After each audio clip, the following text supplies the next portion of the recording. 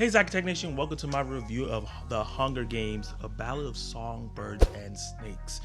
Way too long of a title for this film. I probably turned off a lot of people, but I gotta give you 6 reasons why this is a must-watch film in 2023 and why I think Hunger Games is back, baby. Let's get to reason number 1. It completely avoids prequelitis. A lot of times in prequels, what they do is introduce characters that we've seen in past film, but younger, and then put them in peril, danger, and we know that these people survived, so why even tease this?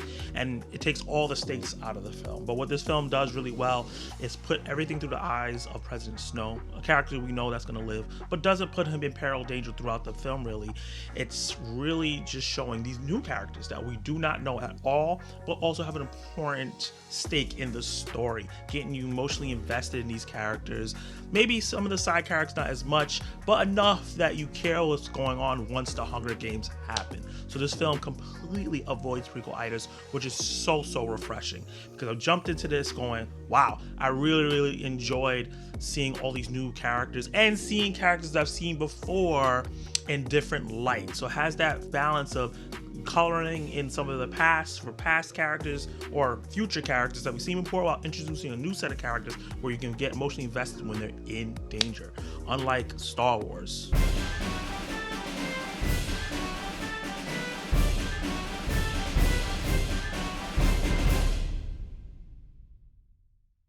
Reason number 2, I'm gonna say the story. I think this movie has a great story with layers upon layers upon layers. There's so many different aspects that this attacks in terms of classism and how, your conditions form you in the way you are, and that's pretty much what happens here with General Snow or President Snow as he's a youngin' here. What I was scared about this movie was gonna do was try to make you feel bad for President Snow and have all these emotions toward him and try to humanize him to a point where he was a hero before.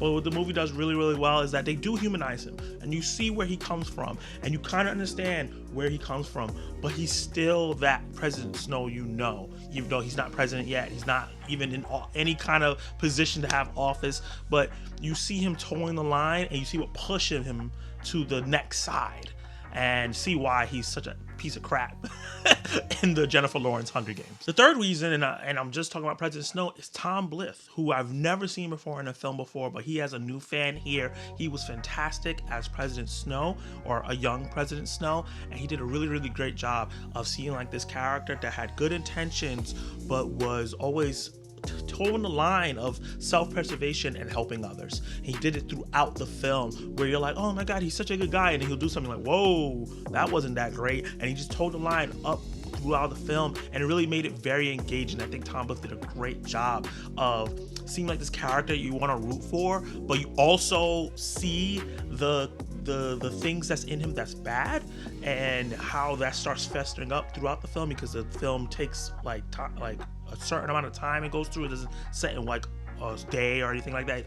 Years pass throughout the film story, and he has really great chemistry with Rachel Zegler, who I came to see this movie because of her, because I'm a fan of her since I saw her in West Side Story, Shazam! Fury of the Gods. She just has this charismatic feel to her, and she brings it here. I really liked her as Lucy Gray Baird.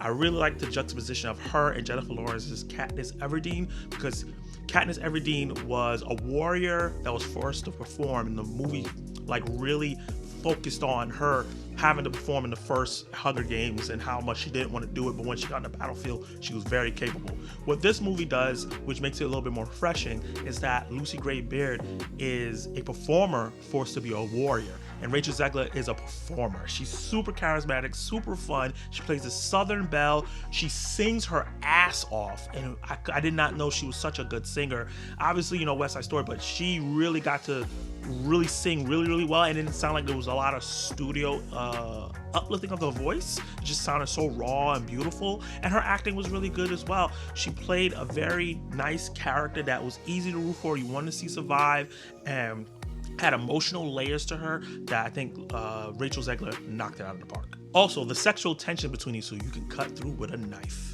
Reason number 4 is Jason Schwartzman. He has been having a hell of a year this year. He was in Asteroid City, the Wes Anderson film, where he did a great job. And then he also was the Spot in Into the Spider-Verse, Across the Spider-Verse, where he knocked it out of the park. And he knocks it out of the park here as this magician that is kind of telegraphing, being an announcer for the Hunger Games. And I really, really enjoyed his dark humor. He has so many jokes throughout the film that was so messed up that you shouldn't laugh, but you had to laugh because of the delivery and the timing. It was partly the script, writing the lines as well, but it was his way he performed it that made it really, really funny. There's a particular part where a character is doing their little performance before the Hunger Games, and he was like, oh yeah, that was great, one last performance before they pass. I was like, wait, what is going on? He was just really funny through this really intense film. The film is very, very intense throughout and dreary, and he dropped dark humor throughout that really lit up the room in my theater. The next reason up is the aftermath. After the Hunger Games is done, you think the movie is going to be over. We get another 30, 40 minutes of film. It almost feels like it's a new film. And all the aftermath and everything that's falling out from the Hunger Games, it's so enthralling and so interesting. It builds on Snow even more. It builds on how we got to where we're going. It has hints to the original trilogy or original 4 films.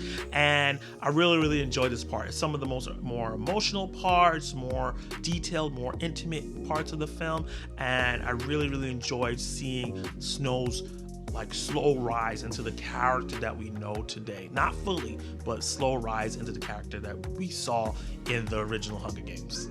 The number one reason I gotta say is the Hunger Games themselves. Not only is this the 10th annual Hunger Games, so this is way in the past, because I believe in the original Hunger Games it was the 75th Hunger Games. You get to see a lot of the world building and a lot of the way the world was at that point and how we got to where we were when Katniss Everdeen came around.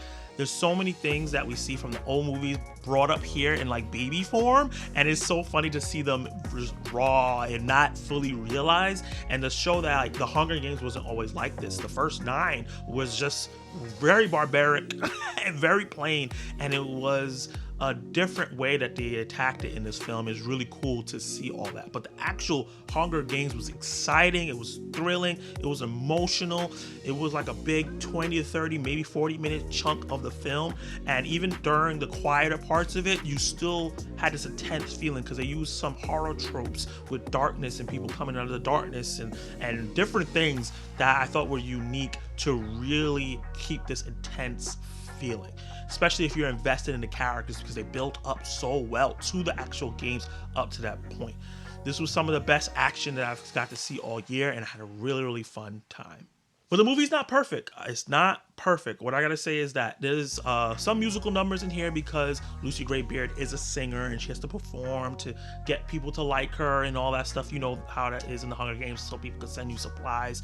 But the parts that they chose to sing in, sometimes it feels like it's awkward execution, and it's saved by the fact that Rachel Zegler has a great voice and the songs are really good and kind of catchy. But when you first hear them, whoa, why are they singing at this particular part? It's just a weird time, and it kind of breaks the tension a little bit at first, but you can get into it. So that might not work for everybody. I'm not particularly a musical person, but the movie was doing so well at all the other parts, it didn't take too much away from it.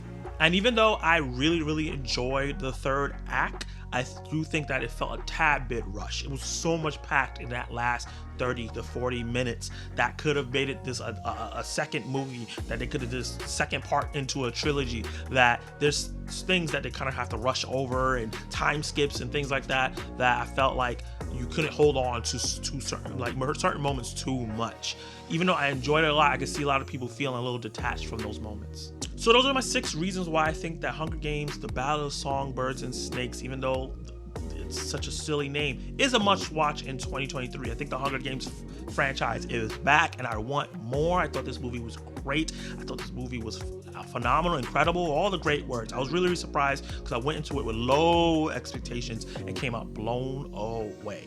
So with that said, I'm going to give this movie an A. Did you like it? Did you hate it? What would you rate the new Hunger Games film? Try not to say this title too many times. It's a tongue twister.